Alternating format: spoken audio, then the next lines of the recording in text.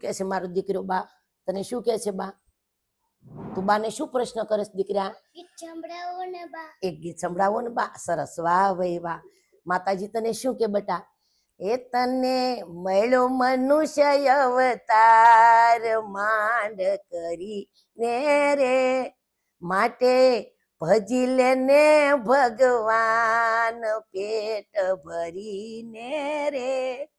તને મળ્યો મનુષ્ય અવતાર માંડ કરીને રે, એ તને મળ્યા કુળદેવી બ્રહ્માણી માત હેત કરીને રે. માના દર્શન કરો મારા દીકરા.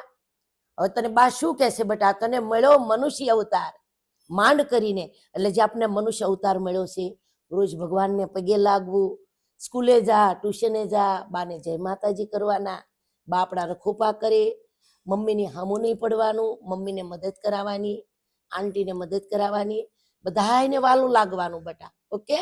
હા.